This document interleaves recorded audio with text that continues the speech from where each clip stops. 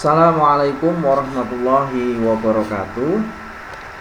Terima kasih. Dalam kesempatan ini saya akan memberikan kuliah mata kuliah Islam dan Ipteks dengan judul atau subjudul Epistemologi Ilmu dalam Islam. Jadi epistemologi ilmu di dalam Islam. Kalau di dalam filsafat itu ada yang namanya epistemologi, ada yang namanya ontologi, ada yang namanya aksiologi. Nah, ontologi itu adalah ilmu yang mempelajari tentang hakikat sesuatu. Jadi sesuatu itu dari mana? Sedangkan aksiologi itu adalah ilmu yang mempelajari tentang nilai-nilai atau kegunaannya apa sesuatu itu, manfaatnya apa. Sedangkan epistemologi adalah ilmu untuk mengetahui bagaimana caranya untuk mendapatkan sesuatu. Nah, epistemologi ilmu dalam Islam adalah bagaimana cara mendapatkan ilmu di dalam Islam itu sendiri. Di dalam kesempatan ini kita akan membahas epistemologi, bagaimana caranya ilmu dalam Islam itu didapatkan. Paling tidak ada 3 persoalan yang muncul di dalam pembahasan epistemologi itu. Jadi yang pertama adalah apa yang dapat diketahui manusia. Jadi sebetulnya apa sih yang bisa diketahui oleh manusia itu? Mengacu pada teori dan muatan ilmu tentu saja. Kemudian yang kedua adalah bagaimana mengetahuinya, metodologinya, caranya untuk mendapatkan sesuatu itu. Yang ketiga adalah apa peran akal dan wahyu dalam pengembangan ilmu itu. Jadi akal itu sebetulnya sejauh mana dia mendapatkan ilmu itu. Kemudian wahyu juga perannya sampai di mana wahyu di dalam pengembangan ilmu itu. Sehingga apa peran akal dan wahyu dalam pengembangan ilmu itu adalah sebuah persoalan yang dibicarakan di dalam epistemologi, yaitu khususnya epistemologi ilmu pengetahuan. Kemudian kita lihat bahwa epistemologi barat itu adalah apa yang bisa diketahui adalah segala sesuatu yang bisa diamati secara indera. Jadi barat, orang-orang barat, ilmuwan barat itu mengatakan bahwa epistemologi ilmu pengetahuan adalah segala sesuatu yang bisa diamati dengan panca indera kita. Artinya sesuatu yang tidak bisa diamati dengan indera tidak termasuk di dalam ilmu pengetahuan mereka. Sedangkan epistemologi Islam adalah apa yang dapat diketahui manusia tidak hanya sebatas objek fisik yang bisa dilihat atau mahsusat atau sensibles, tetapi juga objek non fisik makulat, intelligible. Jadi sesuatu yang bisa dilihat dan tidak bisa dilihat itulah objek dari epistemologi Islam. Sehingga nanti juga karena caranya berbeda, cara pandang epistemologi untuk mendapatkannya ilmu itu, maka hasilnya juga berbeda. Kita lihat para ilmuwan barat dan ilmuwan muslim. Misalnya Charles Darwin dengan teorinya evolusi mengatakan bahwa manusia itu sebetulnya berasal dari nenek moyang kera. Nah, ini karena berbeda pandangan di dalam epistemologinya, maka hasilnya juga berbeda. Sehingga Darwin mengatakan bahwa manusia itu hasil dari evolusi kera. Demikian juga Pierre Simon de Laplace, bahwa alam dapat dijelaskan tanpa melibatkan Tuhan. Jadi manusia itu dengan akal pikirannya bisa menjelaskan bagaimana asal muasal alam ini, jagat raya yang besar ini, bagaimana bumi diciptakan. Manusia bisa menjelaskan tanpa melibatkan Tuhan. Demikian juga Sigmund Freud, bahwa dia mengatakan Tuhan itu ilusi. Jadi Tuhan menurut mereka adalah ketika manusia berpikir Tuhan itu ada, maka adalah Tuhan. Jadi Tuhan itu ada di dalam pikiran mereka. Tuhan itu adalah ilusi manusia. Karena ini tadi cara berpikir untuk mendapatkan epistemologi ilmu pengetahuan hanya sesuatu yang bisa diindra saja. Lain dengan Islam, bahwa manusia itu berasal dari yang namanya Adam, dan itu informasi itu adalah dari nas-nas di dalam Al-Quran.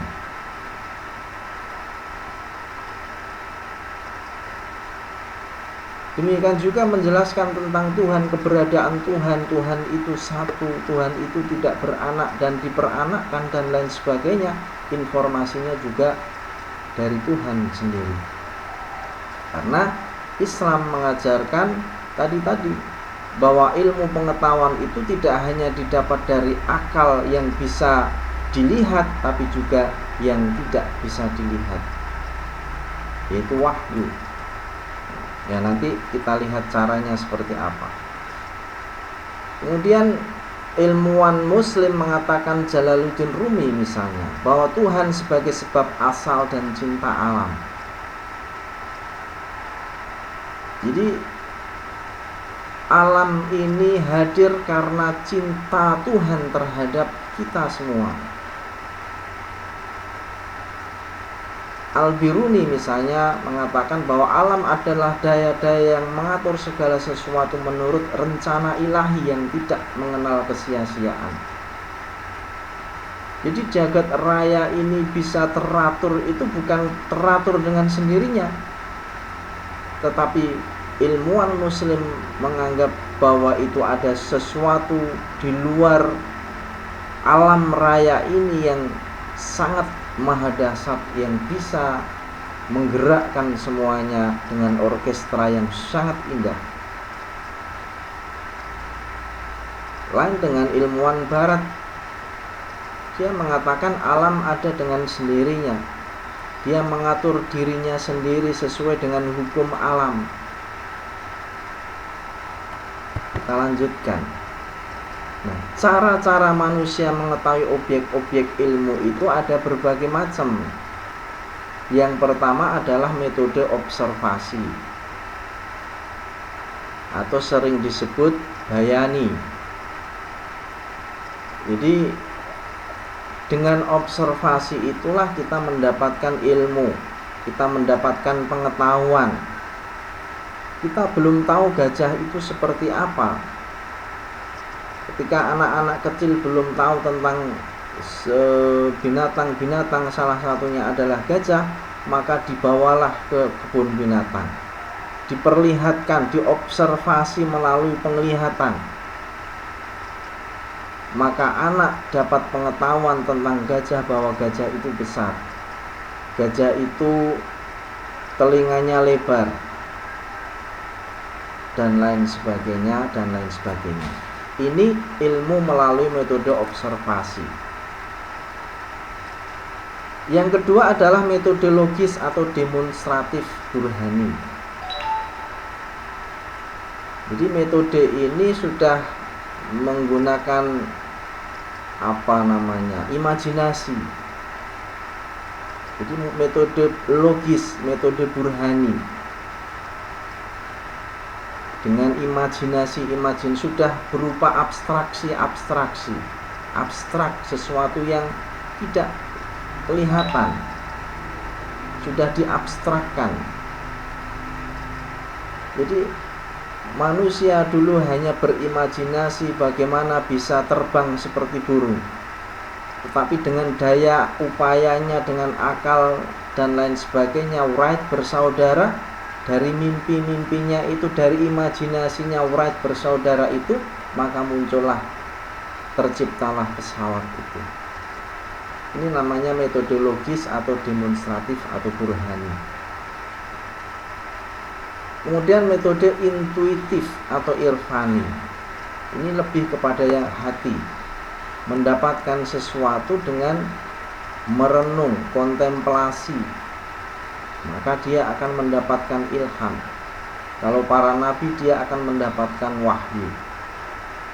Itulah sumber dari ilmu, dengan cara intuitif, merenung, kontemplasi dan lain sebagainya. Nah, cara mengetahui objek ilmu dalam Islam itu kita lihat tabelnya. Jadi ada jenis objeknya. Tadi jenis objeknya sudah kita ketahui, ada yang bisa dilihat, mahsusat, dan yang tidak dapat dilihat, atau non fisik atau metafisik atau makulat. Ada metode, daya atau sarana, cara kerjanya.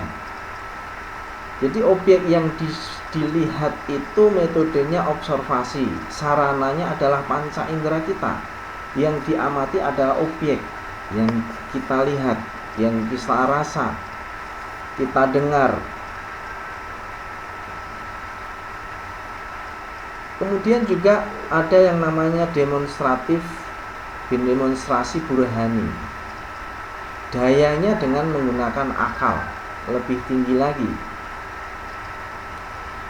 Jadi abstraksi makna universal dari data-data indrawi.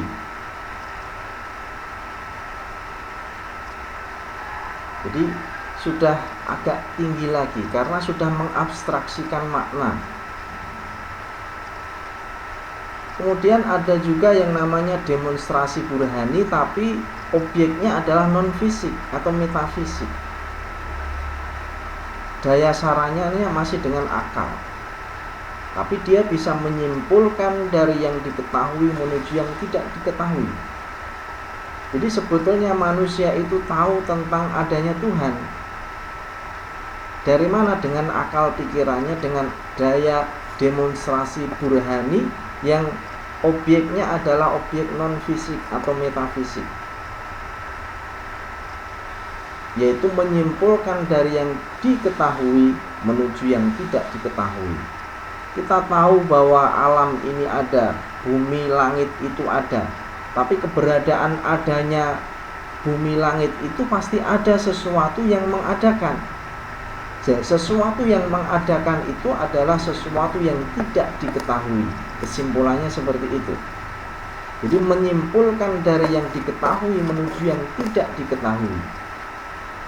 Ini adalah akal dengan metode demonstratif burhani.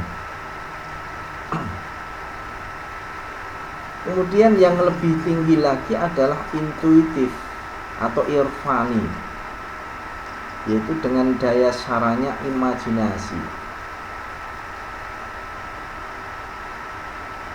Jadi manusia itu melakukan imajinasi, melakukan hayalan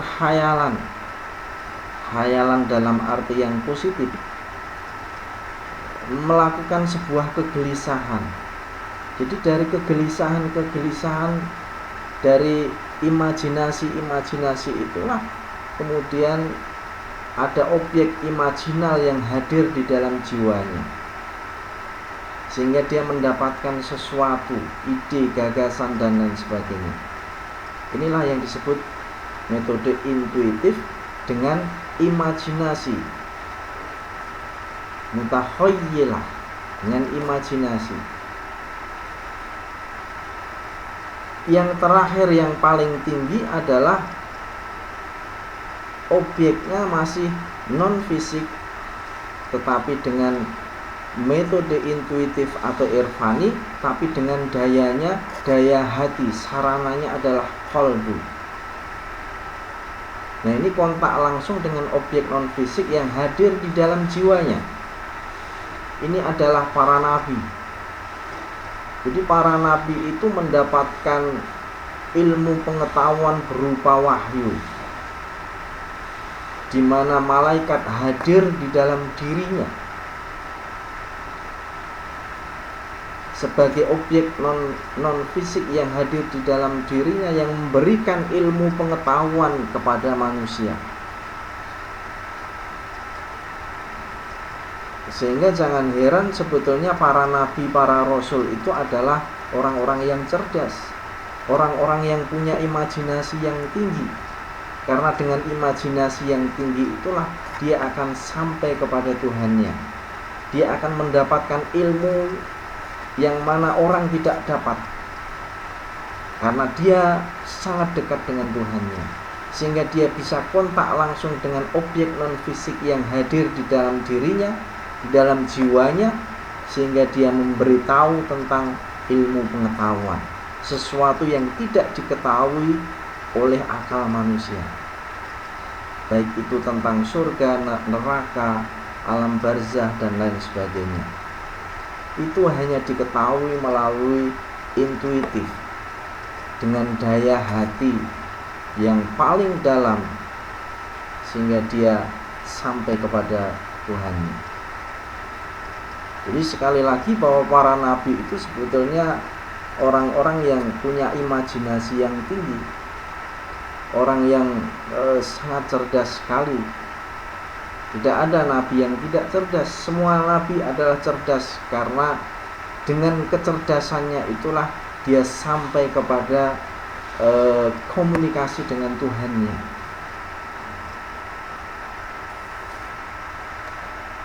Kita lanjut. Al-Quran dan hadis tidak saja menjadi sumber pengetahuan bagi objek-objek non-fisik dan metafisik, tetapi juga sumber pengetahuan fisik atau indrawi. Jadi ternyata Al-Quran, hadis itu sebagai sumber tidak hanya memberikan informasi pengetahuan tentang yang non-fisik saja, tentang surga, neraka dan lain sebagainya, pahala dan lain sebagainya, tetapi juga memberikan informasi kepada kita tentang ilmu pengetahuan fisik. Walaupun tidak secara eksplisit, tetapi secara implisit, tidak secara detail.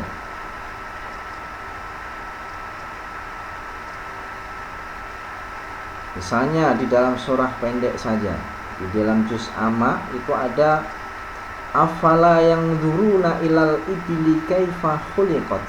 Apakah kamu tidak melihat unta, bagaimana unta itu diciptakan?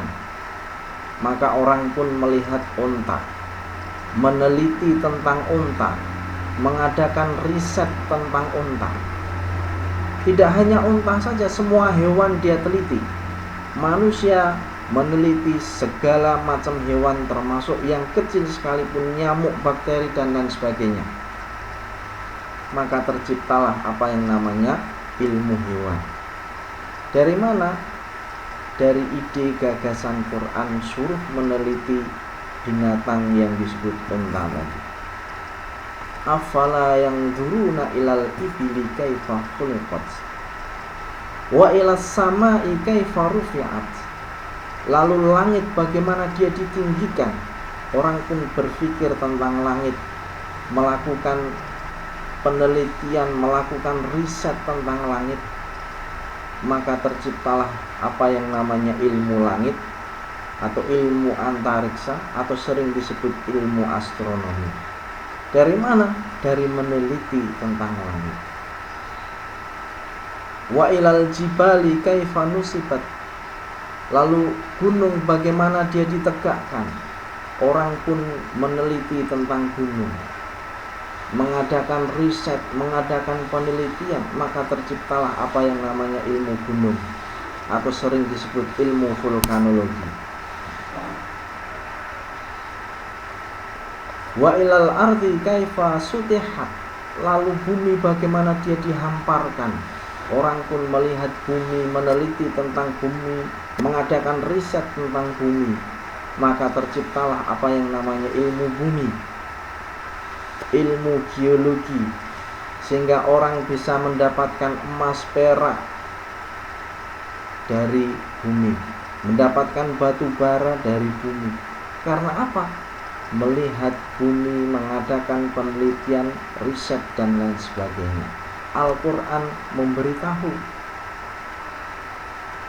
Jadi Al-Quran dan hadis ini tidak hanya bicara tentang non-fisik atau metafisik, tapi juga dia memberikan pengetahuan secara implisit tentang manusia, kepada manusia kita semua. Tetapi dalam perspektif filosofis, sebetulnya sumber pengetahuan yang esensial adalah Allah Subhanahu wa ta'ala. Jadi ujung dari segala sesuatu ilmu pengetahuan itu sebetulnya dari Allah Subhanahu wa ta'ala. Jadi mungkin itu saja yang perlu saya sampaikan. Mudah-mudahan ada pencerahan, ada sesuatu tambahan ilmu yang lain, yang berbeda, sehingga kita bisa yang belum dulunya tidak tahu menjadi lebih tahu. Mungkin itu saja yang perlu saya sampaikan. Mudah-mudahan ada manfaatnya. Assalamualaikum warahmatullahi wabarakatuh.